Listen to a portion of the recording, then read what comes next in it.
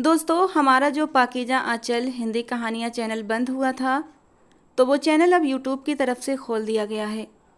तो अब आपको उस चैनल पर भी रोज़ रोमांटिक कहानियाँ सुनने को मिलेंगी। तो इस चैनल के साथ साथ आप उस चैनल के साथ अपना प्यार बनाए रखें, उसे सपोर्ट करें। और जो चैनल इतने महीनों से डाउन हुआ है, तो प्लीज़ उसे दोबारा से उठाने में मेरी हेल्प करें। आई होप आपकी सपोर्ट और आपके प्यार से चैनल पहले की तरह चलने लगेगा। तो चलिए दोस्तों, आज की कहानी की तरफ बढ़ते हैं और आज की कहानी शुरू करते हैं। ये गोलियां कहाँ से आईं? बेबान सिंघानिया ने गोलियां सामने रखते हुए पूछा। तो माया की सांस जैसे सीने में अटक गई। तुम्हारी इतनी हिम्मत कि तुम ये प्रेगनेंसी रोकने वाली गोलियों का इस्तेमाल कर रही हो ताकि तुम मेरा बच्चा पैदा न कर सको। आज की रात तुम पर कहर बनकर टूटूंगा ताकि ठीक 9 महीने के बाद तुम्हारी कोख से। ये वो समय था जब शगुन एक बड़े से मैदान में खड़ी अपने चारों ओर दर्जनों आदमियों को देख रही थी। तेज हवाओं की रफ्तार पर उसका दुपट्टा उड़ता जा रहा था, जिसे मुश्किल से शगुन ने अपनी मुट्ठियों में दबा रखा था। धूल उड़ाती एक बड़ी सी गाड़ी मैदान में पहुंची तो शगुन की आंखों में गहरी नफरत की झलक उभर आई। वो अपनी जीप से छलांग लगाकर नीचे उतरा, अपनी काली जैकेट को झटका देते हुए लंबे डग भरता उसकी ओर बढ़ने लगा। शगुन बिना डरे बिना घबराए अपनी जगह पर स्थिर खड़ी, बिना पलक झपकाए उसकी ओर देख रही थी। उसने काले चश्मे को उतारा और सामने खड़ी लड़की को सिर से पांव तक गहरी निगाहों से देखा। वो उस वक्त पीले रंग की साधारण फ्रॉक और चूड़ीदार पैजामे के साथ नंगे पैर खड़ी थी और पतला सा दुपट्टा हवा से उड़ने से बचाने के लिए अपनी मुट्ठी में कसकर थामे हुए थी। एक कंधे से उसका फ्रॉक ढलक कर नीचे गिर रहा था। शायद गाड़ी की डिक्की से निकलते हुए उसका फ्रॉक फंस गया था और बुरी तरह फट चुका था। उसके शरीर की सुंदर रेखाओं को देखते ही हेमंत सिंघानिया ने अपने जबड़े कस लिए। इस हालत में हेमंत सिंघानिया के अलावा किसी और की नज़र उसकी बीवी पर पड़े, ये वो गवारा कर ही नहीं सकता था। हालांकि उसके सारे आदमी अपनी अपनी पोजीशन में नजरें झुकाए खड़े थे। किसी की भी हिम्मत नहीं थी कि हेमंत सिंघानिया की बीवी की ओर नज़र भी डाल सके। जब जानती हो कि हेमंत सिंघानिया की कैद से नहीं भाग सकती, तो ये नाकाम कोशिश क्यों करती हो? उसने गुस्से से कहा और अपनी जैकेट उतारकर पल भर में ही उसे पहना दी। इज्जतों के लुटेरे अब रक्षक बन गए। शगुन ने नफरत से उसकी जैकेट की ओर देखते हुए चुभता सवाल किया। ये तो वक्त आने पर तुम्हें पता चलेगा मिस सनशाइन, हेमंत से धोखा करने की कितनी बड़ी सजा मिलेगी तुम्हें। चलो मेरे साथ। उसने उसकी कलाई को जबरदस्ती पकड़ते हुए अपने साथ जीप की ओर खींच लिया। हेमंत सिंघानिया ने जीप को डूमस बीच से निकालते हुए अब सूरत की ओर रुख किया था। ऊंचे नीचे रास्तों पर जीप तेजी से दौड़ रही थी, जबकि उसके गार्ड्स की गाड़ियां भी दूर दूर तक उसके साथ चल रही थीं। हेमंत ने एक हाथ से शगुन की कलाई पकड़ रखी थी, जो विफरी शेरनी की तरह किसी भी समय उस पर टूट पड़ने को तैयार थी। हेमंत सिंघानिया आज कुछ जरूरी काम निपटाने डूमस बीच आया था। सूरत में उसका फार्म हाउस था, जहां पिछले 2 महीने से शगुन को उसने कैद कर रखा था। आज वो कैसे चुपचाप उसकी जीप में चढ़ गई और यहाँ तक पहुँच गई, ये अंदाज़ा उसे भी न लग सका। और फिर इतनी आसानी से बच निकली, मगर समय रहते उसे सूचना मिल गई थी। ये तो भगवान की कृपा रही कि वो हेमंत सिंघानिया के दुश्मनों के इलाके में नहीं गई थी, वरना आगे का सोच कर ही हेमंत का दिमाग भड़क उठा था। उसका मन कर रहा था कि चलती जीप से उसे सीधे किसी खाई में फेंक दे, ताकि उसके अंदर की आग थोड़ी तो ठंडी हो सके, जो समय के साथ तेज होती जा रही थी। गाड़ी रोको हेमंत सिंघानिया, वरना तुम्हारी मौत आज मेरे हाथों होगी। शगुन ने उसकी पकड़ से अपनी कलाई छुड़ाते हुए चिल्लाकर कहा। लेकिन हेमंत की पकड़ और भी कस गई। जान तो आज मैं तुम्हारी निकालूंगा सनशाइन, वो भी अपने तरीके से, ताकि फिर कभी भागने की हिम्मत ना हो तुम्हारी, वो बर्फ जैसे ठंडे लहजे में बोला। उसकी बात सुनकर शगुन का दिल जैसे अंगारों पर लौट गया। अचानक ही शगुन ने स्टीयरिंग घुमाया और जीप सीधी सड़क से उतरकर खाई की ओर जाने लगी। जीप बुरी तरह हिचकोले खाने लगी थी। इस अचानक हादसे के लिए हेमंत सिंघानिया तैयार नहीं था। उसने गाड़ी के स्टीयरिंग को संभालने की कोशिश की, लेकिन एक हाथ से उसे काबू करना मुश्किल हो रहा था। और जैसे ही उसने एक पल के लिए शगुन का हाथ छोड़ा ताकि ब्रेक लगा सके, उसी पल शगुन ने जीप से बाहर छलांग लगा दी और हेमंत को ऐसा लगा जैसे किसी ने उसका दिल निकाल लिया हो। जीप सीधी खाई के मुहाने पर थी कि हेमंत ने अचानक ब्रेक लगाया। ओए, हमारे सिंघानिया साहब की जीप खाई की ओर जा रही है, जल्दी करो, उन्हें बचाओ। एक गार्ड ने ऊंची आवाज में कहा, ओए रुक, सिंघानिया जी ने मना किया है कि पास नहीं जाना। उस गाड़ी में सिंघानिया की औरत है, अगर उस पर नजर पड़ी तो सिंघानिया जान से मार डालेगा। दूसरे गार्ड ने चिल्लाकर उसे रोका तो सभी वहीं सड़क पर गाड़ियां रोककर नीचे खाई की ओर जाते रास्ते को देखने लगे, जहां अब शाम के साए गहरे होते जा रहे थे और दो धुंधले से वजूद मुश्किल से दिखाई दे रहे थे। पर वे सभी गार्ड्स अपने दिल के अजीज सिंघानिया के लिए अपनी अपनी पोजीशन ले चुके थे। हेमंत सिंघानिया ने एक ही छलांग में जीप से बाहर कूदते हुए शगुन की ओर कदम बढ़ाए थे, जो एक नुकीले पत्थर से सिर टकराने पर बुरी तरह जख्मी हो उठी थी।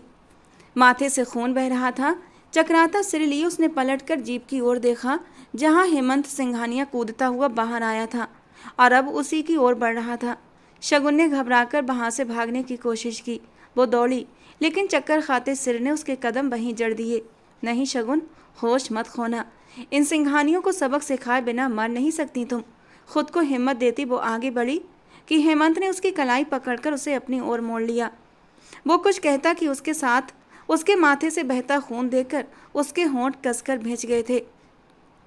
उसने अपने हाथ से उसके जख्म को रोकने की कोशिश की, लेकिन शगुन ने नफरत भरे अंदाज में उसका हाथ झटक दिया।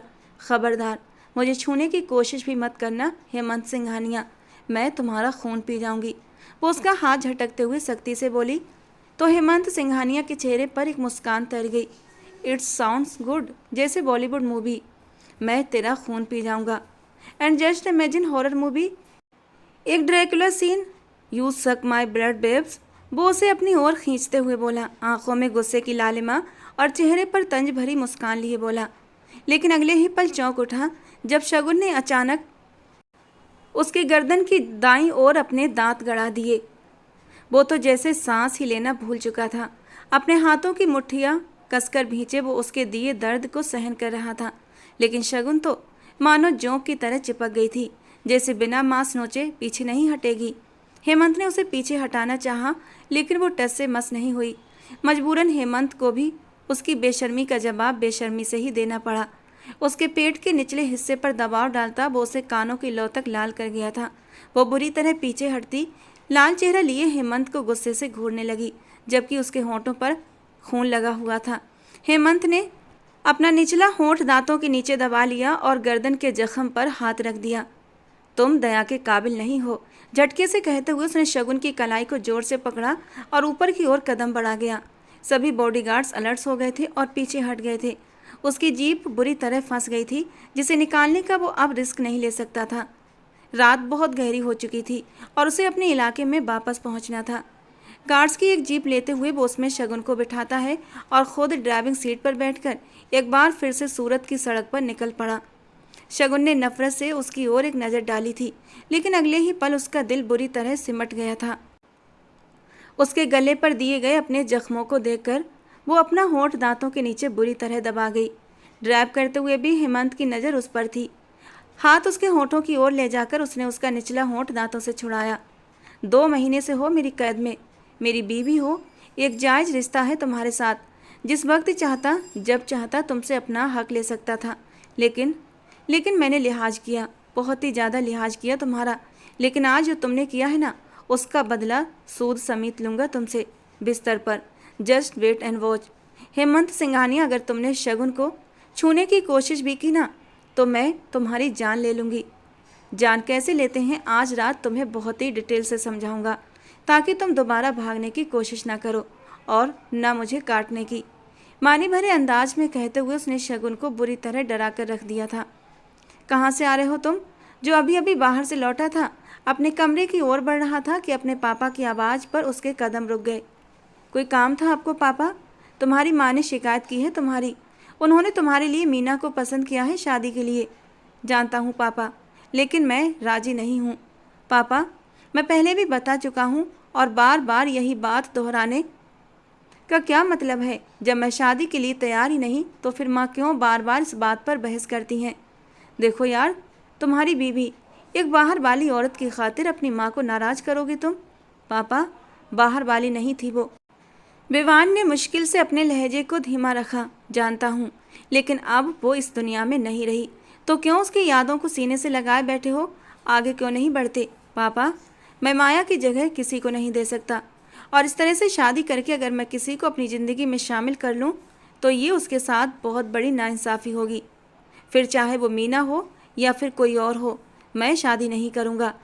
इसलिए बेहतर होगा कि दोबारा मेरे साथ इस विषय पर बात न कीजिए। वो सख्ती से कहता हुआ अपने कमरे की ओर बढ़ गया, जबकि सुभाष सिंघानिया गुस्से से सिर झटकते रह गए। वो लड़की उसकी ज़िंदगी से चली गई है, इस दुनिया से ही चली गई है, लेकिन ये अब भी उसकी यादों के सहारे जी रहा है। न जाने कब अकल आएगी हमारी औलाद को। और एक वो दूसरा है जो फार्म हाउस से बाहर ही नहीं निकलता, पता नहीं कौन से खजाने दफन किए हैं वहाँ पर। अपने दिल की भड़ास निकालते हुए वो बाहर की ओर बढ़ गए। बेबान सिंघानिया अपने कमरे में दाखिल हुआ तो उसका दिल फिर से अतीत की यादों में डूबने लगा था। 2 साल पहले उसकी ज़िंदगी में वो मासूम सी लड़की आई थी, अपनी मासूमियत उसकी ज़िंदगी में बिखेरते हुए। माया अपने नाम की तरह खुद भी बहुत खूबसूरत थी। अपनी और उसकी शादी की तस्वीर निकाली, हमेशा की तरह उसे याद करता हुआ उसकी तस्वीर पर हाथ फेर रहा था। लेकिन उनकी ज़िंदगी में मोहब्बत की उम्र कितनी कम होगी उसने कभी सोचा नहीं था। बहुत मोहब्बत की थी, बहुत ज़्यादा, लेकिन बदले में सिर्फ बेवफाई मिली। बेबान ने वो तस्वीर वापस दराज में रखते हुए गुस्से से दराज को बंद कर दिया। नहीं, मेरी ज़िंदगी में उसकी कोई जगह नहीं है। वो एक धोखेबाज थी, धोखे के साथ आई और मेरा सब कुछ बर्बाद करती चली गई। दिल ही दिल में उसे बोलता हुआ उसने आंखें सख्ती से मींच लीं। वो शगुन को लिए फार्म हाउस पहुंचा था। उसकी कलाई सख्ती से थामे सीधा कमरे की ओर बढ़ा। शगुन बुरी तरह गुस्से के मारे बिफर गई। उसे यकीन नहीं हो रहा था कि हेमंत सिंघानिया उसके साथ ऐसा व्यवहार कर सकता है। उसे अभी भी यही लग रहा था कि वो बस उसे डरा रहा है, उसके साथ ऐसा वैसा कुछ भी नहीं करेगा। वो दिल ही दिल में खुद को तसल्ली दे रही थी, जबकि हेमंत सिंघानिया के गुस्से से अंदर से बुरी तरह घबरा भी चुकी थी। हेमंत, छोड़ो मुझे, पागल हो गए हो? वो उसे जोर से बेड पर पटकते हुए अपनी गर्दन पर हाथ रखता, अपनी आंखें नीचे गर्दन को स्ट्रेच करता, आईने में अपना जख्म देखता और भी ज़्यादा तैश में आया था। फिर पलटकर शगुन को देखा जो बांस हाथ में उठाए उसे मारने को दौड़ी थी, लेकिन वक्त रहते हेमंत ने उसकी कलाई पकड़कर खुद को बचाया था। वो पहले भी उसे तकलीफ पहुंचाने का कोई ना कोई मौका तलाशती रहती थी, लेकिन आज तो उसने हद ही करती थी। उसके हाथ से बांस लेकर दूर दीवार पर दे मारा और शगुन उछलकर पीछे हो गई। हेमंत ने गुस्से से उसका दुपट्टा खींचते हुए उसे अपने हाथ पर लपेटा था। दुपट्टा खींचने से उसके गले पर बहुत सख्त खरोंच पड़ी थी और वो सिसक कर रह गई। लड़खड़ाकर 2 कदम पीछे हटी। उसके माथे से खून बहना अब बंद हो चुका था, लेकिन जख्म अब भी ताज़ा था। पर शगुन को तो कोई परवाह ही नहीं थी, जैसे बहुत बेकाबू हो रही हो ना, तुम्हारे अंदर की आग को अभी ठंडा करता हूँ, हेमंत ने गरजते हुए कहा और साथ ही उसके वजूद से अपनी जैकेट को उतारकर दूर फेंका। अगले पल उसे कमर से जोर से जकड़ा और उसकी फिरौक को नीचे की ओर। शगुन की सांसें सीने में अटकी हुई थीं, आंखों में नमी लहराई थी। हेमंत, तुम मेरे साथ, वो हकलाते हुए बोलती उसे फिर से चेतावनी दे रही थी। मैं तुम्हारे साथ क्या क्या कर सकता हूँ, अभी तुम्हें थोड़ी देर में ही सब कुछ पता चल जाएगा। शगुन उसकी जलती हुई सांसों को अपनी गर्दन पर महसूस करती लड़खड़ाते हुए लहजे में बोली थी। हेमंत ने झटके से उसका रुख अपनी ओर करते हुए दोबारा से कंधे के नीचे सरकाया था। वो तड़पते हुए उसे अपनी मुट्ठियों में जकड़ गई। अगर तुमने अपनी हद पार की हेमंत, तो मैं जान दे दूंगी अपनी। वो अब की बार अपने आंसू नहीं रोक पाई थी। नहीं मेरी जान, रोना नहीं, ये आंसू अभी नहीं बहने चाहिए, इन्हें बचा कर रखो, थोड़ा सा इंतजार करो। वो पल भी बस अभी आने वाले हैं जब तुम्हारी आंखों से आंसू निकलेंगे। कुछ ही देर में इन्हें बहने की अभी ठोस वजह दूंगा तुम्हें। कहते हुए हेमंत ने सख्ती से उसकी फिरौक को उसके वजूद से। Hemant Singhania, I hate you, Shagun चीखते हुए तड़पी थी। चुप, एकदम चुप, आवाज़ ना आए। हेमंत सिंघानिया इतनी ऊंची आवाज़ में दहाड़ा कि वो सहमकर उसके सीने में ही छिप गई थी। हेमंत ने उसके सशंकित वजूद से आंखें हटाते हुए उसके चेहरे पर ध्यान केंद्रित किया। उसका जबड़ा सख्ती से हाथ में दबोचते हुए वो उसके साथ अपने होठों को मजबूती से मिला रहा था, उसकी आत्मा को नष्ट करने के इरादे से। शगुन की सांसें गहरी हो गईं। इन 2 महीनों में आज तक हेमंत उससे इतना करीब नहीं हुआ था और ना ही आज तक ऐसी कोई हरकत की थी, पर आज वो हर हद पार कर रहा था और शगुन का पूरा शरीर कांप रहा था। लेकिन हेमंत आज बिल्कुल भी तरस खाने के मूड में नहीं था। उसका बस नहीं चल रहा था कि उसकी सांसों को आज हमेशा के लिए रोक दे। उसे बिस्तर पर धक्का दिया तो बेख्तियार नजरें उसकी शगुन की गहरी सांसों से ऊपर नीचे होती मुलायम धड़कनों पर जा ठहरी। हेमंत के सीने में मौजूद खून का लोथड़ा एक पल के लिए ठहर सा गया था। शगुन ने मुश्किल से पीछे होते हुए अपनी धड़कनों को दोनों बाहों से छुपाया। करीब मत आना हेमंत, वरना मैं खुद को, वो आसपास देखती अपने बचाव का जरिया खोजने लगी। इतनी आसानी से वो हेमंत से हार नहीं मान सकती थी। हेमंत एक ही कदम में उसकी ओर बढ़ते हुए उसकी दोनों कलाइयों को उसके चेहरे पर झुका था। शगुन अपनी सांसें ही रोक गई। क्या हुआ? शगुन सिंह डर रही है? हेमंत सिंघानिया से यकीन नहीं आ रहा। हेमंत सिंघानिया ने उसके डर से आनंद लेते हुए कहा, तुम सब एक जैसे हो। तुम्हारे भाई ने मेरी बहन की ज़िंदगी बर्बाद कर दी और अब तुम जानवरों की तरह। वो उसे और भी ज़्यादा गुस्सा दिला रही थी। जंगलियों के साथ जानवरों वाला ही सलूक किया जाता है। ये मेरी गर्दन पर निशान इस बात का सबसे बड़ा सबूत है कि तुम कितनी बड़ी जंगली हो। सनशाइन, जो निशान तुमने मुझे यहाँ पर दिया है ना, अब तुम देखो मैं तुम्हारे वजूद के किस किस हिस्से पर ये निशान बनाता हूँ। इतना कहते हुए वो उसकी गर्दन पर झुका, उसे साथ ही हर पर्दे से आज़ाद भी कर दिया। वो हलकान होती, गहरी सांसें भरती, एकदम से अचानक चुप हो गई। हेमंत सिंघानिया ने उसकी गर्दन से सिर उठाते उसके चेहरे पर लिखे दर्द को देखा तो अपने दिल को पसीजने से रोक नहीं पाया। ठंड के बावजूद भी डर की वजह से शगुन का पूरा शरीर पसीने से भर चुका था और उसकी हालत देखकर हेमंत के दिल को कुछ हुआ था। झटके से उसे पीछे होते हुए उसे अपनी बाहों में भरे बाथरूम का रुख करते हुए शावर ऑन कर दिया और ठंडे पानी के नीचे खड़ा कर दिया। वो शगुन सिंह किसी से न घबराने वाली, ठंडे पानी से उसकी जान जाती थी। जैसे ही शावर का ठंडा पानी उसके शरीर पर पड़ा तो वो जो गहरी सांसें लेते हुए कांप रही थी, सीधे हेमंत के सीने में जा समाई। हेमंत ने उसे फिर से शावर के नीचे ही खड़ा कर दिया। वो बुरी तरह कांप रही थी। एक हाथ से टैप बंद करते हुए उसने उसे बाथरोब पहनाया और बाहर ले आया। तभी उसके फ़ोन पर बेबान सिंघानिया की कॉल आने लगी। उसे बिस्तर पर लिटाते हुए कंफर्टर उड़ाते वो कॉल रिसीव करता हुआ स्लाइडिंग डोर खोलता हुआ कमरे से टेरेस पर आया था। किधर हो तुम? सवाल नाराज़गी से भरा था। जानते हैं कहाँ हूँ, फिर क्यों पूछ रहे हैं? हमेशा की तरह उखड़ा हुआ लहजा। तुम उस लड़की को छोड़ क्यों नहीं देते? हेमंत, बेबान ने बेबसी से उसे समझाते हुए कहा। मेरे मरने के बाद, छोटा लेकिन स्पष्ट अंदाज में जवाब दिया। बहुत जालिम हो तुम हेमंत, मरने की बात तो ऐसे करते हो जैसे। बेबान ने सांस भरते हुए बात को अधूरा छोड़ दिया। मेरी खुफिया जानकारी न लिया करो भाई, मैंने वही करना है जो मेरा जी करेगा। वो अभी भी गंभीर था। अब देखो हेमंत, मेरी बात गौर से सुनो। वो लड़की तुम्हारी बीवी है तो तुम उसे अपनी बीवी मानते हुए सिंघानिया हवेली ले आओ, ना कि उसे फार्म हाउस पर रखो। जानते भी हो कि वो इतनी सेफ नहीं है वहाँ पर। तुम उसे अकेला छोड़ते हो, कुछ सोचो इस बारे में। अच्छा, मैं उसे हवेली ले आता हूँ, लेकिन माँ को कौन समझाएगा, कौन बात करेगा उनसे? वो भी आज पूरी तरह बहस के मूड में था। इसका मतलब है तुम शगुन से रिश्ता रखना चाहते हो। न शगुन तुम्हारे लिए नफरत की आग है और न तुम उसके लिए बदले का जुनून। विवान की बात पर हेमंत हंसा, लेकिन मजाकिया अंदाज में। ये तो आप कह रहे हैं भाई, लेकिन वो क्या कहते हैं कि नज़दीकी की ध्वनि दूर से ज़्यादा अच्छी लगती है। कभी मिलेंगे शगुन से तो आपको ना उसमें माया भाभी की झलक दिखेगी। हेमंत की बात पर बेबान के जबड़े भिंचे। मैं मामा और पापा से खुद बात कर लूँगा, तुम हवेली पहुँचो बस। उसकी बात को नज़रअंदाज करते हुए अपनी बात करता हुआ वो कॉल काट गया। हेमंत कमरे में वापस आया तो शगुन कमरे में कहीं नहीं थी। उसे याद था कि उसने दरवाजे को लॉक किया था। वो ऑटोमेटिक लॉक था, वो बिना कोड के या उसके टच के नहीं खोला जा सकता था। इसका मतलब था वो कमरे में ही थी, लेकिन उससे छुप रही थी। हेमंत ने पलटकर बाथरूम की ओर देखा तो उसका दरवाज़ा बंद था। हेमंत के चेहरे पर एक मुस्कान आई थी। वो दरवाजे की ओर बढ़ा, दरवाजे के लॉक पर हाथ रखा तो वो अपने आप खुलता चला गया। अंदर डरी सहमी खड़ी शगुन ने उसे सामने देखा तो उसका दिल जैसे थम सा गया था। फार्म हाउस में मौजूद सभी लाल लॉक ऑटोमेटिक थे, जो हेमंत के छूते ही खुल जाते थे। सब कुछ उसकी हथेलियों के स्कैनर से जुड़ा था। माय सनशाइन, तुम्हें क्या लगा तुम खुद को आज मुझसे बचा लोगी?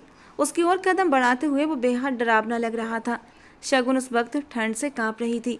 उसने अपने हाथों से उसे बाहों में उठाया और बाथरूम से बाहर ले आया। बिस्तर पर बिठाकर खुद बेड ग्राउंड से टिक गया। शगुन थोड़ा पीछे सरकी, जबकि हेमंत उसके माथे से बाल हटाकर वहाँ के जख्म को साफ करने लगा। ये काम वो बहुत संजीदगी से कर रहा था और शगुन बिना पलक झपकाए उसे देख रही थी। मुझे लगता है आज के लिए पकड़म पकड़ाई का ये खेल काफ़ी है। अब तुम्हें रेस्ट करना चाहिए। कल एक नया खेल खेलेंगे, क्योंकि कल मैं तुम्हें सिंघानिया हवेली लेकर जा रहा हूँ। उस हवेली में जहाँ तुम्हारी बहन भी कभी बहू बनकर आई थी और हमारी जिंदगियाँ बर्बाद कर दी थी। अब तुम खुद को तैयार कर लो मेरी सनशाइन। अब तुम मेरी बीवी की हैसियत से उस हवेली में जाओगी। सोच लो, सब सहना इतना आसान नहीं है। अगर मैंने तुम्हारी सारी अकड़ न तोड़ दी तो मेरा नाम भी हेमंत सिंघानिया नहीं। वो आंखें छोटी करते हुए, दांत पीसते हुए अपनी बात कहकर वहाँ से बाहर चला गया, जबकि शगुन अपने गाल से आंसू रगड़ते हुए खुद को रोने से रोकने की नाकाम कोशिश करने लगी।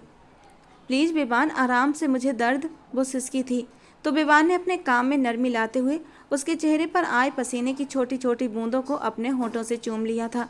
वो उसकी ज़िंदगी थी, उसकी चाहत, उसके जीने की वजह, और अपनी मोहब्बत को वो तकलीफ़ कैसे दे सकता था, वो भी शादी की पहली रात। जब वो टूटकर उसकी बाहों में बिखर रही थी, बेबान ने बहुत नरमी से माया के होठों को अपने होठों में उलझा लिया था और उसे अपनी शिद्दतों से बेहाल करने लगा, जबकि उसकी ये कोमल शिद्दत भी माया के सहने के काबिल नहीं थी। वे दोनों ज़िंदगी से भरपूर एक ज़िंदगी जी रहे थे, लेकिन वो ज़िंदगी एक धोखा थी, एक फरेब थी। बेबान नहीं जानता था कि माया सिंह एक साजिश के तहत उसकी ज़िंदगी में शामिल हुई है। वो सिर्फ वही करती थी जो उससे कहा जाता था, लेकिन उसके जज्बात बेबान के लिए सच्चे थे या झूठे, ये बेबान आज तक समझ नहीं पाया। एक बुरे ख्वाब से वो जागा था, उसका पूरा जिस्म पसीने से तर था। आज फिर वही ख्वाब उसे तंग करने चला आया था, जिसमें माया पहले उसे हंसाती है, फिर रुलाती है और फिर जुदा हो जाती है। किस चीज़ की कमी होने दी मैंने तुम्हें माया, जो तुमने मेरे जज्बात के साथ ये खेल खेला और आज मुझसे इतनी दूर हो गई हो कि तुम्हें अपनी ज़िंदगी में वापस नहीं ला सकता। बेबान ने सामने लगी दीवार पर लगे शीशे पर बेतहाशा मुक्के बरसाए। अपने हाथ से बहते लहू को एक थकी हुई निगाह से देखा, लेकिन जो जख्म दिल पर लगे थे उनका तो कोई इलाज ही नहीं था। बेबान ने अपनी आंखें बंद की तो कुछ पल उसके दिमाग के पर्दे पर फिर से लहराने लगे। वो अतीत में जाना नहीं चाहता था, लेकिन अतीत उसका पीछा भी नहीं छोड़ता था। गहरा सांस लेते हुए उसने खुद को अतीत के हवाले कर दिया, जहाँ सिर्फ खुशियाँ थीं माया के रूप में। माया मेरी जान, परेशान क्यों हो? क्या हुआ? अभी अभी वो डेरे से वापस आया था और माया को रोते हुए देखा तो उसने इशारे से उसे अपने पास बुलाया। वो उसके पास आई तो उसने खींचकर उसे अपनी गोद में बिठा लिया और उसके आंसू पोंछने लगा। क्या हुआ? रो क्यों रही हो? किसी ने कुछ कहा है? मम्मी जी कह रही हैं कि वो अटक गई। क्या कह रही हैं? शर्म के मारे माया की पलकें झुक गईं। वो हमारी शादी को 6 महीने हो गए हैं, तो कहती हैं अभी तक हमें खुशखबरी क्यों नहीं सुनाई। कहते हुए वो फिर से रोने लगी। अच्छा अच्छा, रोना तो बंद करो। माया मेरी जान, परेशान क्यों हो? अच्छा ये बताओ, क्या तुम चाहती हो कि हमारा बेबी आए? उसकी बात पर माया ने शर्माकर अपनी पलकों को और नीचे झुका लिया। तो ठीक है, आज हम बेबी प्लान करेंगे और ममा को अगले महीने खुशखबरी भी सुना देंगे। क्या कहती हो? बेबान के बात पर वो शर्म से उसके सीने में सिमट गई। बहुत मासूम कम उम्र लड़की जो अपने से 10 साल बड़े बेबान के इश्क में डूबी हुई थी। और उस दिन बाकी बेबान ने अपना कहा सच कर दिखाया। वो पूरी लगन और शिद्दत से माया के करीब हुआ था, अपनी मोहब्बत की बारिश में उसका एक एक अंग सैराब कर दिया था। लेकिन इसके बावजूद माया प्रेग्नेंट नहीं हुई थी। बेबान की माँ के दिमाग में एक तूफान मचा हुआ था। बार बार एक ही बात कहती, माया तुम्हारा बच्चा पैदा करना ही नहीं चाहती। लेकिन बेबान उनकी बातों को अनसुना कर देता, क्योंकि वो जानता था माया अभी छोटी है, मुश्किल से 18 की, तो इतनी जल्दी भी नहीं थी कि वो बच्चा दे। वो अपनी माँ को समझाता कि ये सब तो भगवान के काम है, वो जब चाहेगा उन्हें औलाद दे देगा। लेकिन सुमोना जी को माया के इरादे ठीक नहीं लगते थे। जाने क्यों उन्हें माया से नेगेटिव वाइब्स आती महसूस होती थी, लेकिन वो चुप ही रहीं। वक्त थोड़ा और गुजरा तो बेबान को माया में कुछ कुछ बदलाव महसूस होने लगे थे। कुछ तो ऐसा था कि वो उसके पास थी लेकिन उसके साथ नहीं होती थी। और फिर एक दिन ये राज भी खुल गया। शादी के 1 साल बाद जब रिपोर्ट्स बेबान के सामने आई तो वो अविश्वास से उन रिपोर्ट्स को देखता रह गया। मिस्टर बेबान, आपकी वाइफ शायद कुछ दवाइयाँ ले रही हैं ताकि वो कंसीव ना कर सके। आई थिंक कि आप दोनों की रजामंदी से हो रहा है। सुमोना जी के कहने पर वो एक दिन पहले अपनी बीवी को लेकर डॉक्टर के पास गया था और उसका ब्लड टेस्ट करवाते हुए कुछ और टेस्ट भी करवा गया था, जिसमें डॉक्टर ने आज जो कुछ उसे बताया उसे सुनकर तो उसके पैरों तले से ज़मीन खिसक गई थी। माया नहीं जानती थी कि इस टेस्ट से उसका भेद खुल जाएगा, पर ना वो कभी भी एक दिन पहले विवान के साथ डॉक्टर के पास ना आती। आज विवान शहर से वापसी पर जब वो रिपोर्ट लेने गया तो वो पूरी तरह गुमसुम हो गया था। डॉक्टर प्लीज़ आप ध्यान से चेक करें, कहीं कोई मिसअंडरस्टैंडिंग हुई है। मेरी माया ऐसा कर ही नहीं सकती। विवान को यकीन ही नहीं आया। देखिए विवान साहब, ये रिपोर्ट्स आपके सामने हैं। ये रिपोर्ट आपके सामने है। SHBG रिपोर्ट करवाई है आपने। ये देखिए, इसमें साफ साफ लिखा है कि खून की सतह को कंट्रोल करने वाले इन हार्मोन्स में बदलाव आया है। प्रोटीन की सतह बड़ी है और SHBG का लेवल भी बड़ा है, जो माना जाता है कि गोलियां इस्तेमाल करने से होता है, वरना इंसान की उम्र अगर 20 साल के आसपास हो तो ये सब इस स्तर पर नहीं होता। आपको इनका ख्याल रखना चाहिए। अगर कोई मसला हो गया तो बाद में आपको ही रोना पड़ेगा। डॉक्टर ने थोड़ी संजीदगी से विवान से सारी बात कह दी।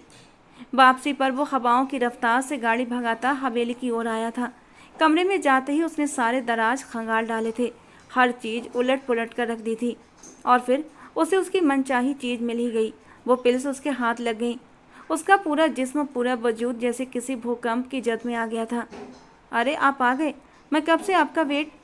माया के बाकी के अल्फाज उसके मुंह में ही दम तोड़ गए थे। विवान के हाथ में वो टैबलेट्स देखकर उसके पैरों तले से ज़मीन खिसक गई थी। विवान उसकी तरफ जख्मी नज़रों से देख रहा था, जबकि माया की नज़रें उन टैबलेट्स पर थीं जो विवान के हाथ में थीं। ये टैबलेट्स कहाँ से आईं? विवान ने गुस्से से सामने करते हुए पूछा तो माया की सांस सीने में अटक गई। उसके सवाल पर माया जैसे मरने वाली हो गई। जवाब दो माया, वरना जान ले लूँगा तुम्हारी। वो गुस्से से झपटता हुआ उसकी ओर बढ़ा तो वो पीछे हटते हुए दीवार से जा लगी। मुझे नहीं पता, वो रोते हुए बोल रही थी, लेकिन उसके चेहरे से साफ झलक रहा था कि वो झूठ बोल रही है। तुम्हारी इतनी हिम्मत कि तुम ये प्रेगनेंसी रोकने वाली गोलियों का इस्तेमाल कर रही थी ताकि तुम मेरा बच्चा पैदा न कर सको, वो दबे गले से चिल्लाया था। माया ने रोते हुए सिर ना में हिलाया। मेरी माँ ने मुझसे कहा था और मैंने यकीन नहीं किया। बोलता रहा कि मेरी माया मासूम है। वो रिपोर्ट्स की तरफ इशारा करते हुए गुस्से से चीख पड़ा। ये रिपोर्ट्स चिल्ला चिल्ला कर कह रही हैं कि तुम। दर्द और गुस्से से विवान की आंखों में आंसू भर आए। माया उसके आंसुओं को देखकर तड़प उठी।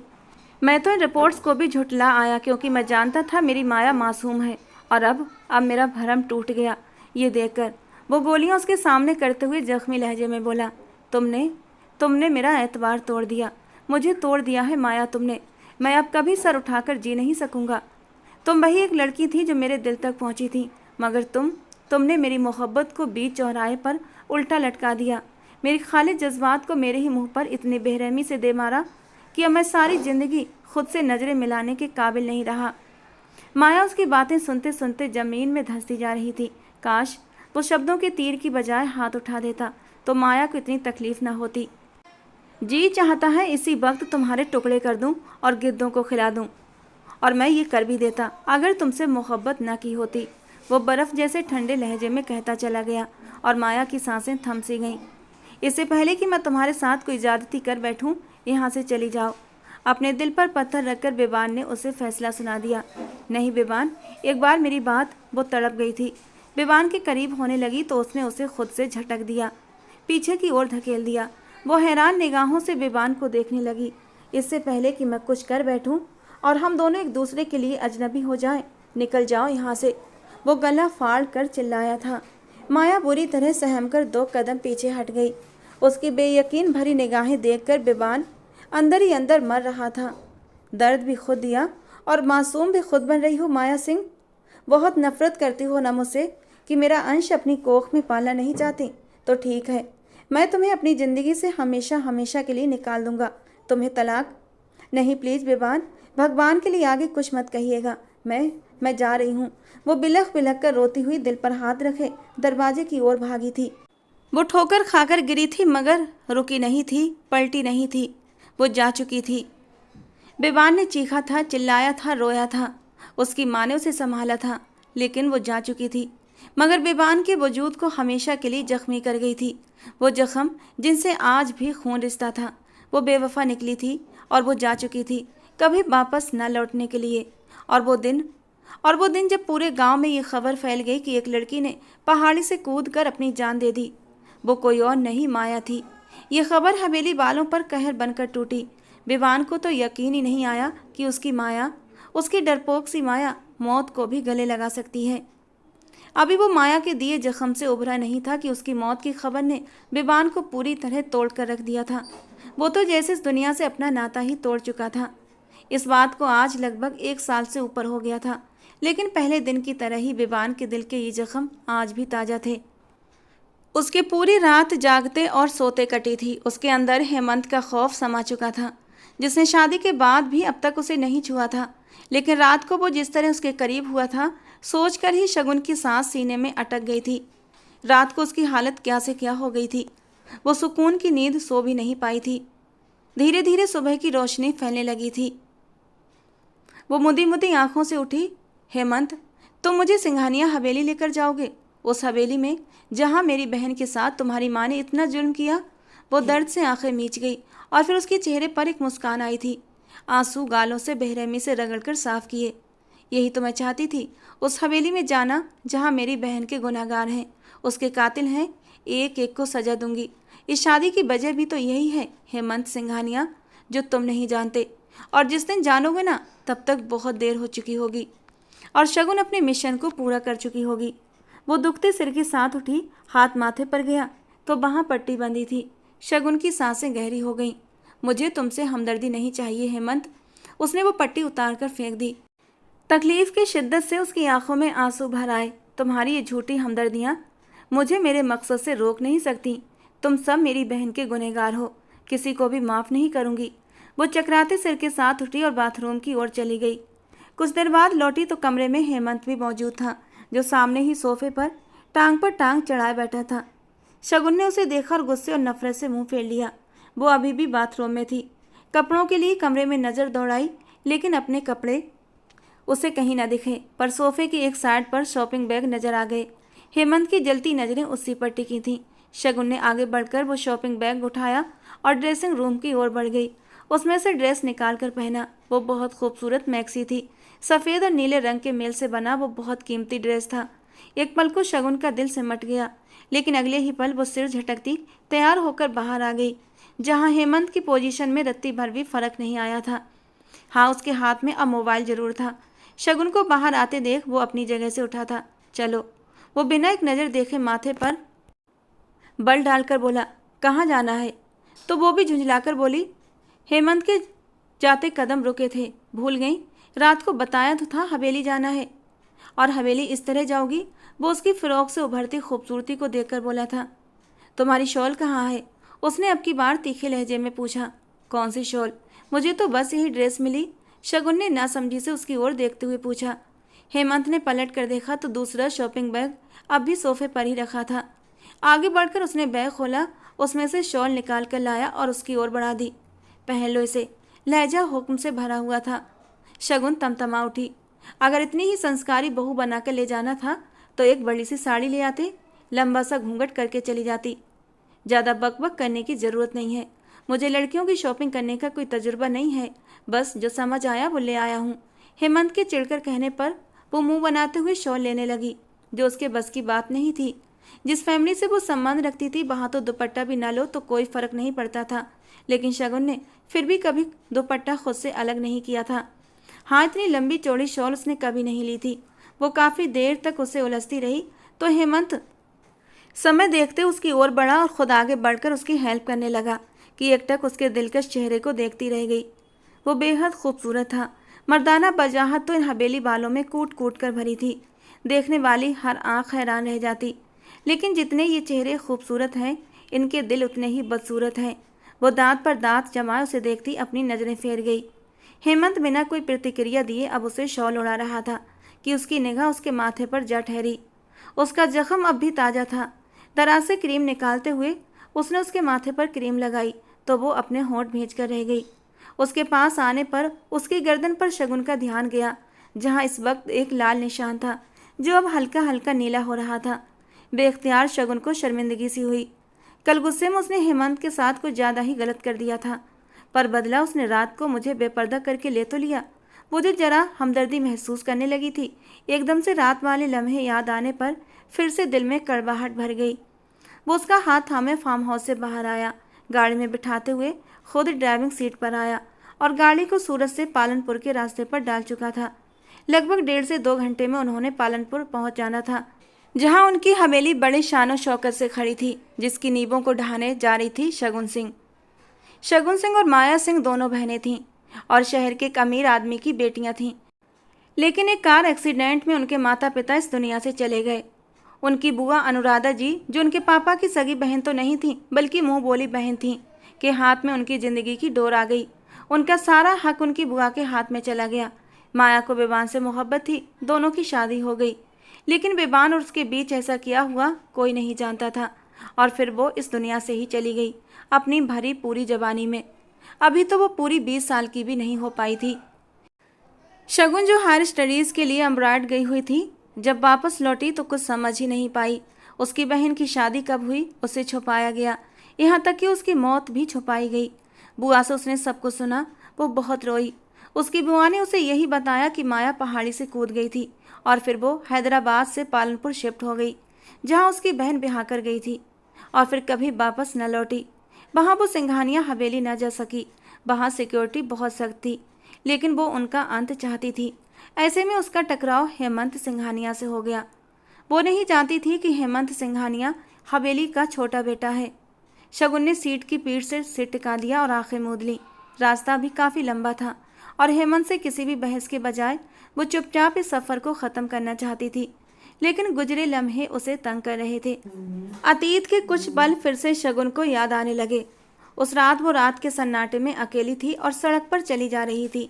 वो एक होटल से निकली थी, जहां उसकी ड्रिंक में उस होटल के एक वेटर ने नशा करने वाली कोई चीज़ मिला दी थी, क्योंकि वहां मौजूद एक जमींदार की नज़र शगुन की खूबसूरती पर टिक गई थी और उसे हासिल करने के लिए उसने ये सब कुछ करवाया था। शगुन लड़खड़ाई थी और सड़क के बीचों बीच बैठ गई। अपना सिर थामे उठने की नाकाम कोशिश कर रही थी कि उसी पल एक गाड़ी उसके पास पहुंची। उसकी हेडलाइट की तेज रोशनी से शगुन ने अपनी आंखों पर हाथ रख लिया।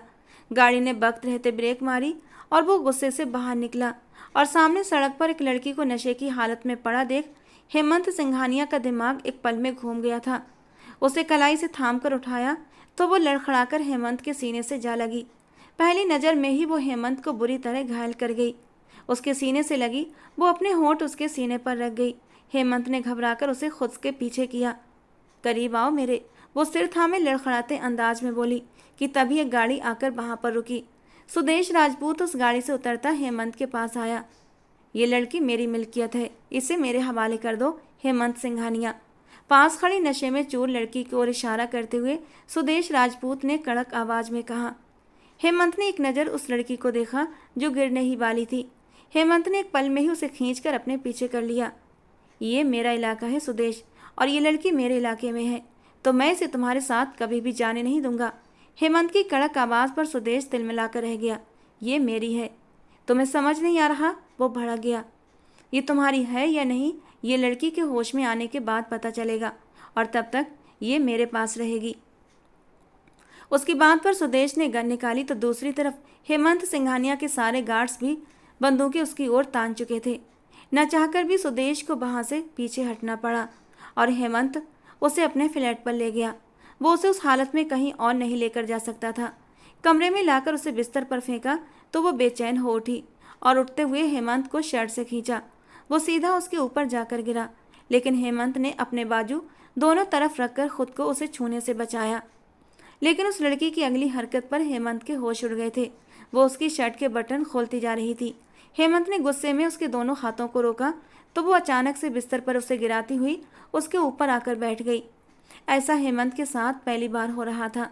वो हेमंत के ऊपर झुकी, उसकी शर्ट के सारे बटन खोल चुकी थी और अब अपने तपते होंठ उसकी गर्दन और सीने पर रखकर हेमंत के अंदर जज्बातों का तूफान खड़ा कर गई थी। हेमंत ने उसके बालों से पकड़कर उसका चेहरा पीछे किया और खुद को उठाया। वो चकराते सिर के साथ खुद को छुड़ाने की नाकाम कोशिश करने लगी। वो लड़की बेहद खूबसूरत थी, लेकिन जिस हालत में वो हेमंत के करीब थी, हेमंत को उससे नफरत हुई। अगले ही पल उस लड़की को उल्टी आने लगी। वो बाथरूम की ओर भागी। हेमंत ने सिर झटकते हुए अपनी शर्ट को बंद किया और अंदर गया, जहाँ वो नीचे गिरी हुई थी। हेमंत ने उसे अपनी गोद में उठाया और बाहर ले आया। वहाँ से शुरू हुई उनकी मोहब्बत, जो आगे चलकर हेमंत का इश्क और पागलपन बन गई। मगर शगुन की तरफ से ये एक साजिश थी। मिलना इत्तेफाक था, लेकिन आगे वो सब कुछ प्लानिंग से करती चली गई। जब उसे पता चला कि सामने वाला हेमंत सिंघानिया विवान सिंघानिया का भाई है, तो वो उसके करीब होती चली गई और उसे अपने प्यार के जाल में फंसाती चली गई। और फिर जिस दिन शगुन की हकीकत सामने आई, उसी दिन हेमंत उसे अपने फार्म हाउस ले आया, जहां उसे 2 दिन तक भूखा प्यासा बंद रखा और तीसरे दिन उससे शादी कर ली। शगुन शादी के लिए कभी राजी न होती अगर वो उसकी बुआ को मारने की धमकी न देता। मजबूरन उसे ही शादी करना पड़ी, पर शादी के बाद वो फार्म हाउस नहीं आया और न उसे वहां से निकाला। 2 महीने में सिर्फ 2 बार ही उसने चक्कर लगाए थे, जबकि शगुन को अपनी बहन की कातिल उसकी सास को मौत के घाट उतारना था। इसके लिए उसे यहाँ से बाहर निकलना था और वो कल यहाँ से भागी थी, पर हेमंत सिंघानिया की नज़रों से बच न सकी। गाड़ी एक झटके से रुक गई थी। सामने ही सड़क के दूसरी ओर पुल था। उफ, अभी तक हम यहीं पर हैं। इतनी स्लो स्पीड में ये गाड़ी चला रहा है, इसका मतलब हम कल तक पहुँचेंगे। गाड़ी को वो स्टार्ट कर रहा था, जो हो ही नहीं रही थी। अगले ही पल सुदेश वहाँ आकर मौजूद हो गया और हेमंत के माथे पर अनगिनत बल पड़ गए। ये अब कौन आ गया? शगुन के होठों से निकलने वाले शब्दों पर हेमंत ने होठ भींचे। तुम्हारा आशिक है। हेमंत की बात पर शगुन ने उसे घूरा। बाहर मत आना। वो उसे वॉर्न करता हुआ अपनी गन की गोलियां चेक करता हुआ खुद गाड़ी से बाहर निकला। हेमंत, इस लड़की को मेरे हवाले कर दो। सुदेश आज फुल फॉर्म में आया था, लेकिन कम हेमंत भी नहीं था। इस लड़की की तरफ आंख उठाकर भी देखा तो आंखें नोच लूंगा तुम्हारी, वो भी ठंडे लहजे में फुनकारा। मिल्कियत है मेरी, इस लड़की को मैं अपना बना कर ही लूँगा, सुदेश चिल्लाया। बीवी है मेरी। हेमंत उससे भी ज़्यादा ऊंची आवाज़ में दहाड़ा कि सुदेश गुस्से से होंठ भींच कर रह गया। झूठ, बकवास। इस लड़की पर पहला हक मेरा है, हेमंत सिंघानिया। वो गन उसकी तरफ तान कर बोला। हक की बात मत कर सुदेश। मेरी बीवी के बारे में अब अगर एक गलत शब्द भी कहा तो सीधा ये गोली तेरे दिल में उतारूंगा, हेमंत उससे भी ज़्यादा गुस्से से ललकारा। इससे पहले कि लड़ाई गोलियों तक बढ़ती, विवान सिंघानिया की अचानक एंट्री ने सब कुछ वहीं थमा दिया। शगुन ने एक नज़र उस जादुई पर्सनालिटी वाले शख्स को देखा, लेकिन अगले ही पल वो नफरत से मुंह फेर गई। यही तो था उसकी बहन का दोषी। सुदेश राजपूत, गाड़ी हटा लो वरना हम लोग अपनी इज्जत की तरफ बढ़ने वाले न हाथ सलामत रहने देते हैं और न पैर। विवान के ठंडे लहजे पर सुदेश राजपूत के हाथ नीचे हो गए थे। हेमंत से तो वो इतना परिचित नहीं था, लेकिन विवान को अच्छे से जानता था। वो कूल डाउन रहने वाला बंदा था, लेकिन जब दिमाग फिरता था तो फिर किसी को नहीं छोड़ता था। सुदेश विवान को देख पीछे हट गया था। विवान हेमंत की ओर मुड़ा। हवेली पहुंचो, मामा इंतजार कर रही हैं। अपनी नीली आंखों से वो उसे प्यार से देखते हुए बोला था तो वो मुस्कुरा दिया। हमेशा उसका भाई साया बनकर उसके साथ रहता था। अपनी गाड़ी की ओर बढ़ते हुए वो गाड़ी स्टार्ट कर गया। यही है ना वो शख्स जिसने मेरी बहन को मार डाला, शगुन नफरत से फुनकारी। हेमंत ने सख्ती से जबड़े भींचे। अपनी जबान को लगाम दो। मेरे भाई के बारे में कुछ भी बकवास की तो तुम्हारी जबान खींच लूँगा, वो दबे दबे लहजे में चिल्लाया था। मिस्टर हेमंत, अगर तुम यही सब चाहते हो कि मैं अपना मुंह बंद रखूं, तो मुझे अपनी हवेली मत लेकर जाओ, वरना सब बर्बाद कर दूंगी, क्योंकि वहाँ न जबान रुकेगी और न हाथ। वो उसे वॉर्न करते हुए तपा रही थी, लेकिन हेमंत चुप रहा। वो उसके सब सवालों का जवाब हवेली जाकर देने वाला था। जैसे ही गाड़ी हवेली के कार पोर्च में रुकती है, वो उसे लेकर हवेली के एंट्रेंस की ओर बढ़ा, जहाँ एकदम फूलों की बारिश की गई। जब वो हेमंत को कुछ सख्त सुनाने लगी, ये सब देखती हुई हैरान रह गई और अगले ही पल बाहर वाले हवेली के हिस्से से अचानक होने वाली हवाई फायरिंग की आवाज़ ने शगुन को बुरी तरह समा दिया था। वो सहमकर हेमंत के बाजू को पकड़ गई, लेकिन अगले ही पल छोड़ दिया। तुम्हारे स्वागत में हो रहा है ये सब कुछ। हेमंत के कहने पर वो बुरी तरह हैरान हुई थी। वो उसका हाथ थामे अंदर दाखिल हुआ, जहाँ उसकी माँ उसका बेताबी से इंतजार कर रही थी। मेरा प्यारा बेटा। सुमोना जी ने उसका माथा चूमा और फिर आगे बढ़कर शगुन का भी माथा चूमने लगी कि शगुन ने अपना रुख फेर लिया। एक पल को उनके चेहरे की मुस्कान गायब हो गई और गुस्से के मारे हेमंत के जबड़े भींचे थे। बहुत प्यारी बहू है, सदा खुश रहो, सदा सुहागन रहो। वो इतना कहती मुस्कुराकर पीछे हट गई। हेमंत जबड़े भींचे शगुन की ओर मुड़ा। मेरी माँ के साथ कोई बदतमीजी मत करना शगुन सिंह, वरना ऐसी सख्त सजा दूंगा कि सारी ज़िंदगी के लिए मेरी ज़िंदगी में आने को पछताओगी। वो सख्त गुस्से में कहता बाहर की ओर बढ़ गया। शगुन गहरा सांस भरती वहीं एक तरफ बैठती उनकी रस्मों को देखने लगी। काफ़ी देर तक वो वहीं बैठी रही, फिर किसी नौकर से बेबान सिंघानिया के कमरे का पूछकर नज़र बचाकर वहां पहुंच गई। वो कमरा बिल्कुल खाली था। शगुन की आंखें भीग गईं। सिर्फ 1 साल वो इस कमरे में रही। इसके बाद उसे यहाँ से निकाल दिया गया, मार दिया गया। वो हिचकी लेते हुई पलटी थी। जहाँ बेबान खड़ा उसी को देख रहा था। अपने आंसू पोंछते शगुन ने नफरत से उसे देखा। क्या हुआ? यहाँ क्या कर रही हो? वो हैरानी से उसे देखता हुआ पूछने लगा। गलती से यहाँ आ गई हो। हेमंत का कमरा दूसरी तरफ है। बेबान ने नजरें घुमाते हुए संजीदगी से कहा। शगुन सिंह गलती से भी गलती नहीं करती बेबान सिंघानिया। शगुन का नफरत में डूबा लहजा महसूस करते हुए वो एक पल के लिए रुक सा गया। क्या मतलब? अब की बार बेबान चौंका था कि उसी पल हेमंत कमरे में दाखिल हुआ। अरे ये यहाँ है, मैं इसे लेने आया था। हेमंत ने अपना लहजा हद तक सामान्य रखा, जबकि उसके अंदर ज्वालामुखी फटने वाला था। चलो शगुन। वो शगुन को लिए बेबान के कमरे से बाहर निकला, जबकि शगुन की सख्त नजरें आखिर तक बेबान पर ही टिकी रहीं। शगुन सिंह। बेबान सोच में डूबा। उसका दिल धड़क रहा था।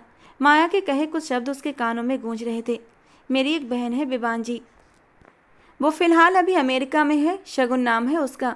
वो मुझे बहुत प्यारी है बेबान जी, लेकिन मैंने उसे हमारी शादी का नहीं बताया है। वो अपनी स्टडीज छोड़कर मेरी शादी पर आ जाती, इसीलिए। अब जब अपनी पढ़ाई पूरी करके वो हिंदुस्तान आएगी तो उसे सरप्राइज मिलेगा। बेबान की आंखें सख्ती से बंद हुई थी। वो शावर लेने बाथरूम की ओर बढ़ गया। अब उसे तैयार होकर कहीं जाना था, एक बहुत ही जरूरी काम से।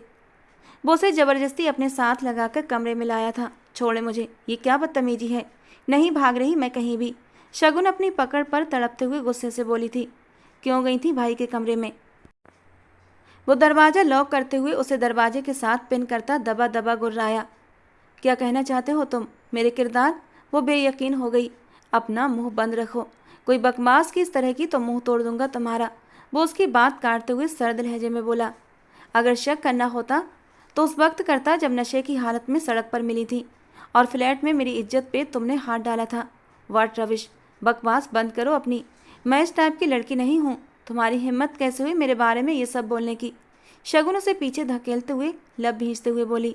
हाँ, तुमने यकीन तो करना नहीं है, लेकिन आज तुम्हें यकीन दिला ही देता हूँ, क्योंकि उस रात नशे की हालत में तुम मेरे इस कदर करीब हो चुकी थी कि मैं तुम्हारे वजूद के हर खूबसूरत निशानी को देख चुका हूँ। तुम्हारी कमर के ऊपर यहाँ। वो उसकी कमर पर ट्रेसिंग करता हाथ ऊपर लाया। एक तिल है और बहुत ही जानलेवा। वो मदहोश अंदाज में बोला। झूठ, बकवास, पीछे हटो। शगुन ने घबराकर उसे खुद से परे किया। एक तिल यहाँ भी है। अब की बार हाथ उसकी कमर के नीचे लाते हुए एक हाथ से दबाव बढ़ाते वो शगुन के पूरे शरीर में सनसनी दौड़ा गया। छोड़े मुझे, क्या बेहूदगी है। वो अपने गालों को बिलश होने से रोक नहीं पाई थी। 1 मिनट, एक तिल और भी है। वो अपनी पकड़ में लिए बिस्तर की ओर बढ़ता, उसकी मैक्सी की साइड जिप खोलता उसके कंधे से नीचे करने लगा। तुम मेरे हाथों मारे जाओगे हेमंत सिंघानिया। वो पूरा जोर लगाकर उसे पीछे हटाने लगी, लेकिन वो टस से मस न हुआ। हेमंत सिंघानिया हूँ, इतना आसान नहीं मारना। मारना तो दूर की बात, तुम तो मुझे 1 इंच भी हटा नहीं पा रही। हेमंत ने उसका मजाक उड़ाते हुए उसके कंधों से नीचे सरकाते हुए उसकी धड़कनों के बीच तिल की ओर खुमार भरी नज़रों से देखा। उसकी आंखों का केंद्र देखते हुए शगुन ने दोनों बाहों से खुद को छुपाने की कोशिश की। दूर हटो, ढीठ और बेशर्म इंसान। शगुन अपने बहकते जज्बातों को काबू किए मुश्किल से बोली। तुम्हें लगता है कि इस स्टेज पर आकर मैं बैक आउट करूंगा? उसके चेहरे पर झुकते हुए वो गंभीर आवाज में बोला और उसकी आंखों में देखने लगा। हेमंत तुम। वो कुछ बोलती कि हेमंत ने उसके होठों का पॉट बनाकर उन्हें अपने होठों की पकड़ में ले लिया। वो उसे खुद से दूर हटाने की हर मुमकिन कोशिश कर रही थी, लेकिन जितना वो प्रतिरोध करती उतनी ही तीव्रता से उसके होठों पर कहर बरसता था। उसकी सांसों को इनहेल करते हुए वो उसे बुरी तरह बेबस कर चुका था। हेमंत, मैं तुम्हें मारूंगी। पीछे हटो, सांड हो पूरे के पूरे। मेरा सांस रुक रहा है। शगुन ने गहरे सांस भरते हुए चिल्ला दिया। अभी तो सांस छोड़ने वाला कोई काम ही नहीं किया और तुम डर गई। अभी तो पूरी रात बाकी है सनशाइन। हमारी मोहब्बत की दास्तान लिखेगी ये रात। वह मखमूल लहजे में कहते हुए अपनी शर्ट उतारता दूर फेंक गया। मम्मा कह रही थी 9 महीने बाद उन्हें पोता चाहिए, तो आज कोशिश करूँगा तो ठीक 9 महीने बाद उन्हें खुशखबरी सुनाऊंगा। ना, अब तुम हंस के साथ दो या रोके, तुम्हारी मर्जी। वो उसकी जिप को खींचकर आखिरी हद तक ले गया। Hemant please don't do. वो उसके इरादे देखकर अब की बार खुद को बेबस महसूस करने लगी थी। सॉरी माय सनशाइन, मैं तुम्हें हरगिज़ ऐसा मौका नहीं दूंगा जिससे मेरी आने वाली औलाद पर कोई बुरा असर पड़े। जो भाभी ने किया तुम ना करो। इसके लिए मुझे आज ही ये सब कदम उठाना पड़ेंगे। वो उसके चेहरे पर झुकते हुए अब तीव्रता से उसके गालों पर अपना स्पर्श फैला रहा था। तुम दीदी, क्या किया उन्होंने? वो उसकी बाहों में फंसी बुरी तरह मचल उठी थी, कुछ भी बोलने के काबिल नहीं रही थी। वो भी अपनी बुआ की पट्टियाँ पढ़कर यहाँ पर आई थी, और तुम भी घर के दुश्मन को पहुँचाने की बजाय तुमने यहाँ आकर हमसे बदला लेने का सोचा भी कैसे ये सब कुछ? वो गुस्से से कहता उसकी धड़कनों पर अपने होंठ गड़ा गया। Hemant please stop, it's hurting. वो आंखों में आंसू लिए बोली। मेरी मोहब्बत का जब तुमने मजाक बनाया मुझे भी हर्ट हुआ था। वो तड़प कर कहता गुस्से से उसे और खुद को हर पर्दे से आज़ाद कर गया। मैं इसके लिए तुम्हें कभी माफ़ नहीं करूँगी। आंसू टूट कर तकिए में समा गए थे, और मैं इस काम के लिए तुमसे माफ़ी मांगूंगा भी नहीं। गहरी गंभीर सांसों से कहते हुए वो उसकी और अपनी जान एक कर गया। अरे क्या कर रहे हो? आहिस्ता बोलो, उठ जाएगा, अभी अभी सोया है। माया ने प्यार से विमान को देखते हुए कहा तो वो दक्ष सिंघानिया अपने जिगर के टुकड़े से थोड़ा सा पीछे होते हुए उसके माथे पर चुम्बन रखते हुए माया की ओर बढ़ा और उसे अपने सीने में भींच लिया। मेरी जिंदगी को इतनी खुशियों से भरने के लिए दिल से धन्यवाद मेरी जान। वो उसके होंठों से अपनी प्यास बुझाते हुए बोला। हाँ, वो माया थी, विवान की माया, जो न सिर्फ जिंदा थी बल्कि पिछले 1.5 साल से विवान की छाँव में थी, उसके गुप्त अपार्टमेंट में, जहाँ वो अपनी नन्ही सी जान दक्ष सिंघानिया के साथ अपनी ज़िंदगी के खूबसूरत पल जी रहे थे। विवान जी, एक बात कहूँ, मानेंगे? वो उसके गले के चारों ओर बाहें डाले प्यार से बोली। हुक्म करो विवान की जान। वो उसकी कलाइयों पर चुम्बन देते हुए मखमूर नज़रों से उसे देखते हुए बोला था। हम अपने बेटे को लेकर सिंघानिया हवेली कब जाएंगे? ये सबसे कब मिलेंगे? मैं चाहती हूँ अपनी पहली सालगिरह ये अपनों के साथ मनाएं। माया के लहजे में हसरत छिपी हुई थी। बहुत जल्द, भगवान की कृपा रही तो। हवेली में मौजूद सभी दुश्मन के रूप में छुपे सभी सिक्योरिटी गार्ड्स और नौकर पकड़ लिए गए हैं। बस अब आखिरी दाव खेलना बाकी है, तुम्हारी बुआ के खिलाफ, जिन्होंने सबको गुमराह किया और हमारी जिंदगियों में जहर घोला। विवान ने माया को अपने गले से लगाया तो वो हाँ में सर हिलाती उसके सीने में समा गई। ये सब इतना आसानी से नहीं हुआ था। उस दिन हवेली से निकलते हुए माया बिना मंजिल तय किए भाग रही थी। एक घाटी पर पहुंचते हुए वो अपनी जान देने वाली थी कि वक्त पर विवान ने वहां पहुंचकर उसे बचा लिया था। बहुत शौक है ना तुम्हें जान देने का? अब तुम्हारी जान मैं खुद लूँगा अपने हाथों से। वो इस वक्त उसे अपने साथ लेकर अपने गुप्त अपार्टमेंट में आया था, जहाँ उसके अलावा और कोई नहीं था और न कोई इस जगह के बारे में जानता था। दिन रात सुबह शाम माया विवान की बाहों में रही। विवान ने भी सोच लिया था कि उसके किए की सज़ा उसे इसी रूप में देगा जब उसे अपने बच्चे की माँ बनाएगा। माया भी बिना अफसोस किए उसके साथ वहाँ रहती रही, लेकिन विवान इतना गुस्से में था कि उसे अपनी संगत के पल ही देता था। इसके अलावा वो वहाँ नहीं रुकता था और माया ने भी उसे अपनी सज़ा समझकर स्वीकार कर लिया था। और फिर जब वो प्रेग्नेंट हुई तो उसे खुद को भी यकीन नहीं आया। विवान ने यह खबर सुनी तो उसके चेहरे पर खुशी की बजाय चिंता और डर की लकीरें उभर आईं। माया, अब तक तुमने जो कुछ किया मैंने सब भुला दिया, चाह कर भी तुम्हें कड़ी सज़ा न दे सका, लेकिन मेरे बच्चे को कुछ मत करना, उसे इस दुनिया में लाना है। वो उसके सामने खड़े बेबसी से बोल रहा था। उसे डर था कि माया फिर से उसके बच्चे को इस दुनिया में न लाने के बारे में कुछ गलत न कर दे। विवान जी, ये मेरा भी बच्चा है। माना कि मैंने गलती की, नहीं शायद गुनाह किया। बुआ की बात मानकर वो मेडिसिन लेकर, मुझे अंदाज़ा नहीं था कि वो सब मैं गलत कर रही हूँ, क्योंकि मैं उस वक्त अनजान थी। लेकिन आज मैं माँ के पद पर आ रही हूँ। कोई भी माँ जानबूझकर अपने बच्चे को तकलीफ़ नहीं देगी। आपको इस बच्चे से मतलब है ना? मैं ये बच्चा पैदा करके आपको दे दूँगी विवान जी। मेरी यही सज़ा है कि मैं इससे दूर। अभी उसकी बात पूरी नहीं हो पाई थी कि विवान ने उसके होंठों पर अपने होंठों का ताला लगा दिया। ये बच्चा हम दोनों का है पागल। मैं बाप हूँ और तुम माँ हो इसकी। विवान की बात पर वो रोते हुए मुस्कुराई थी। और फिर ठीक 9 महीने बाद एक प्यारा सा स्वस्थ बच्चा उसकी गोदी में आया, जिसे पाकर विवान को दुनिया जहान की खुशी मिल गई थी। माया हवेली वापस जाना चाहती थी, अपनी सास से माफ़ी मांगना चाहती थी, लेकिन विवान ने उसकी बुआ के ख़तरनाक इरादों की वजह से उसे और अपने बच्चे को फ़िलहाल छुपा कर रखा था। वो जब तक सब लोगों को बेनकाब नहीं कर लेता, माया और अपने बच्चे की जान का रिस्क नहीं ले सकता था। अब जबकि वो सब कुछ ठीक कर चुका था तो वो माया और अपने बेटे दक्ष को हवेली ले जाने का सोच चुका था। तुम्हारे लिए एक बहुत बड़ा सरप्राइज भी है, वहाँ बेबान ने माया का हाथ थामते हुए कहा। आज वो उसे आखिरकार हवेली लेकर जा ही रहा था। माया ने अपने बेटे के सोए हुए अस्तित्व को अपने सीने से लगाया। 1 हफ्ता पहले ही तुम्हारी बहन हेमंत की पत्नी के रूप में सिंघानिया हवेली आ चुकी है। क्या? ये क्या कह रहे हो आप? माया हैरान हुई थी।